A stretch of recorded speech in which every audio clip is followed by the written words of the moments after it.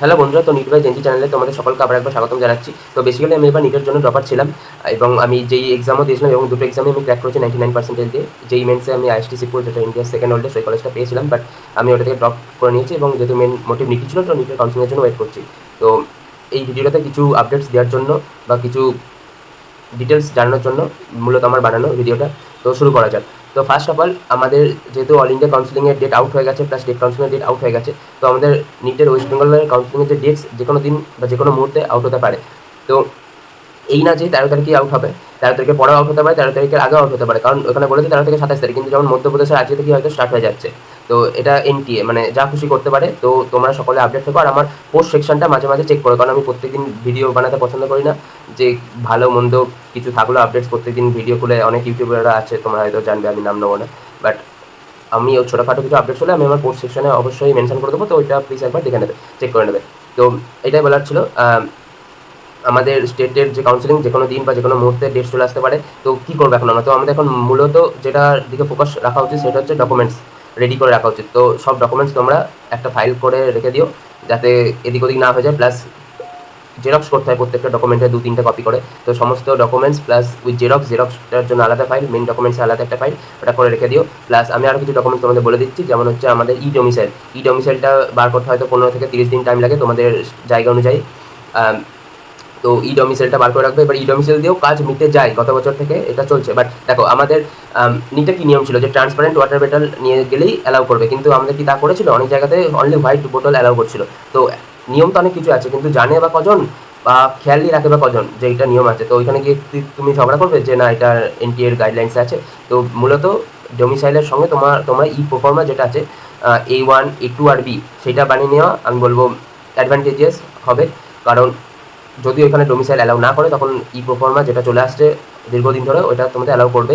তো A1 A2 আর domicile B, proforma, তো ওই তিনটা হয়তো একদিন টাইম লাগে, এসডিওর অফিসাররা সাইন করে দেবে, একটা হয়ে যাবে। তো এটা বানিয়ে নেবে অবশ্যই। প্লাস গ্যাপ সার্টিফিকেট যেটা আসবে, 100 টাকার পেপারে নটারি করতে হয়, ওইটাও 3-4 ঘন্টার মধ্যে বেরিয়ে যায়।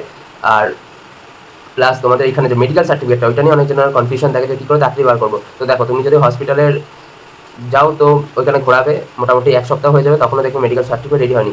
তো কী করবো আমরা মেডিকেল সার্টিফিকেটের জন্য কোনো একটা জেনারেল ফিজিশিয়ানের কাছে যাবে, যে এমবিবিএস পাস করা, ঠিক আছে? তো ওনার কাছ থেকে গিয়ে ওনার যে ভিজিটটা, ওই ভিজিটটা হয়তো নেবে, তো ওনার কাছ থেকে গিয়ে সাইন করিয়ে আসতে হবে। তো খুব তাড়াতাড়ি হয়ে যাবে, কিন্তু আগে থেকে বলে রাখতে হয় 2-3 দিন আগে, যাতে উনি ওনার স্ট্যাম্পটা যাতে সঙ্গে রাখেন, ঠিক আছে? অনেক সময় কী হয়, ডাক্তারের স্ট্যাম্পটা ওনাদের সাথে থাকে না। তো ওই জন্য ওনাদের যারা পি আছে বা ওনাদের যারা দেখভাল করে, ঠিক আছে, ওইখানে আগে থেকে কথা বলে রাখতে হয়। এখন থেকে কথা বলে রাখলেই সবথেকে বেটার হবে। আর এই কটা ছিল ডকুমেন্টস রিলেটেড। আর বাকি ডকুমেন্টস তো তোমরা জানো, অনেক ইউটিউবে ভিডিও আছে টোটাল ডকুমেন্টস যা যা দরকার। তো তাও যদি কোনো কনফিউশন থাকে ডকুমেন্টস রিলেটেড, আমাকে কমেন্টসে অবশ্যই পিন করে দেবে, মেসেজ করে দেবে, আমি রিপ্লাই দিয়ে দেবো। আর হচ্ছে তোমাদের যে সেফ স্কোর যেটা, সেটা যা বলেছিলাম সেটাই থাকবে আশা করছি, তার আশেপাশেই থাকবে।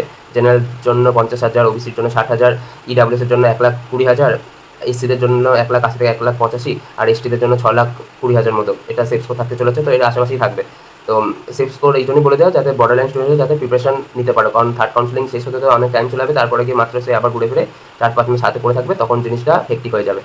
তো আর এখন মূলত দেখো, যত তাড়াতাড়ি কাউন্সিলিংটা হয়ে যাবে তত ভালো, কারণ যারা পেয়ে যাচ্ছ তারাও কলেজে না গিয়ে তারা এমবিবিএসের প্রিপারেশন স্টার্ট করতে পারবে না। যেমন আমরা এমবিবিএসের প্রিপারেশন স্টার্ট করতে পারবো না, আমাদের ওইদিকে তখন লাস্টে গিয়ে ফার্স্ট ইয়ারের পড়াশোনা ফার্স্ট, তো অনেক অসুবিধা হবে। প্লাস যারা পাচ্ছ না বর্ডার লাইন, তারাও মেন্টাল হ্যারাসমেন্ট বা মেন্টাল যে পিসটা, ওইটা অনেকটা নিজেদের সামলাতে পারবে, কারণ এখন বহু টেনশন আছে, হবে না। তো যত তাড়াতাড়ি হয়ে যাবে তত তাড়াতাড়ি ভালো জিনিসটা। আবার দেখো, আগের বারও তাড়াতাড়ি শুরু করে দিয়েছিল, কিন্তু পরে ডেটস পেছাতে সে অনেক বড় কাণ্ড, আরও অনেক দিন ফার্স্ট রাউন্ড কাউন্সিলিং করতে গিয়ে টাইম নষ্ট করে দিয়েছিল। তো আশা করবো এইটা এবার হবে না। বাট যাই হোক, আমি আপডেট দিতে থাকবো আমার পোস্টে। ভিডিও হয়তো আমার 5-6 দিন পরপরই আসে, 1 সপ্তাহ পরপরই আসে, বাট আমি পোস্টে তোমাদের আপডেট করে দেবো। আর এখন মূলত ফোকাস করো ডকুমেন্টসের দিকে, ঠিক আছে? আর কাট অফ তো যা হবে তো কদিন পর জানতে পেরেই যাবে, আর হয়তো 20-25 দিন ম্যাক্সিমাম, তারপরে তো জানতে পেরেই যাবে যে কাট অফ কত গেল। তো মেন ফোকাস এখন ডকুমেন্টস রাখো।